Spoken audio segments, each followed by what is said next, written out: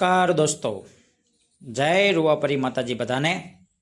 આજે આપણે આવ્યા છીએ રૂવાપરી માતાજીના મંદિરે દર્શન કરવા માટે અને સાથે સાથે આજે જે છે આપણે આ બ્લોગમાં તમને જણાવશું કે અહીંના જે બિરાજમાન રૂવાપરી માતાજી જે છે તેમના સંપૂર્ણ જે છે ઇતિહાસ વિશે। ચાલો મિત્રો જાણીએ।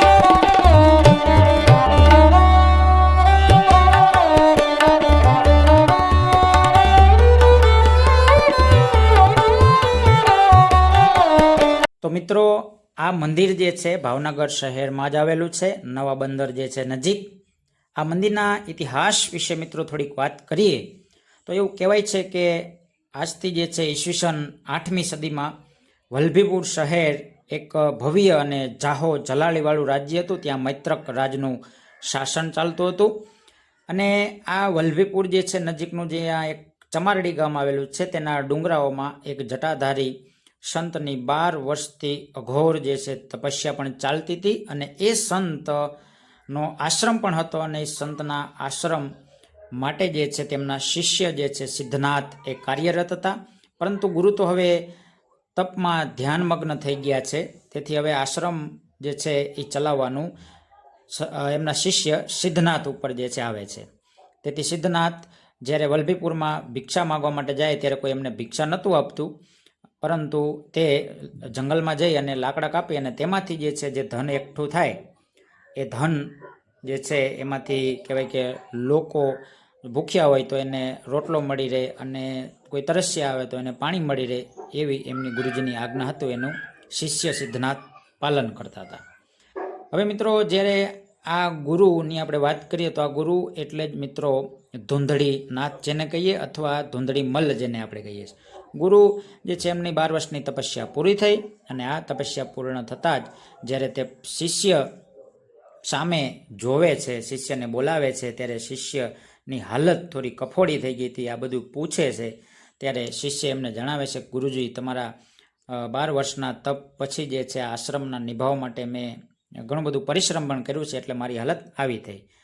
તેથી ગુરુ જે છે એ ગુસ્સે થાય છે અને આ વલભીપુર માટે જે છે એક શ્રાપ આપે છે કે પટ્ટણ સો ડટ્ટણ અને માયા સો મિટ્ટી।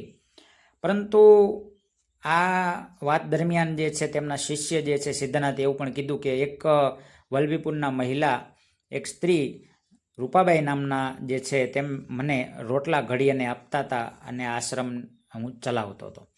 તેથી ગુરુ જે છે પોતાના શિષ્ય જે છે એમને જણાવે છે કે જાઓ રૂપાબાને જઈને કહી દો કે ભાવનગર તરફ જે છે ઉગમણા મોઢે જે છે હાલવાનું ચાલુ કરે ને પાછું વળીને ક્યારેય ન જોવે। તેથી રૂપાબાઈ જે છે એ ત્યાંથી નીકળે છે વલભીપુરથી અને જે છે આવે છે ભાવનગર તરફ દરિયા કિનારે। હવે એટલા માટે એવું કીધું હતું ગુરુજીએ ધૂંધળીનાથે, કારણ કે હવે વલભીપુરની જે જાહો જલાલી અને ત્યાંના લોકોનો હવે વિનાશ થવાનો હતો, કારણ કે એમને કીધું હતું કે પટ્ટણ સો ડટ્ટણ અને માયા સો મિટ્ટી।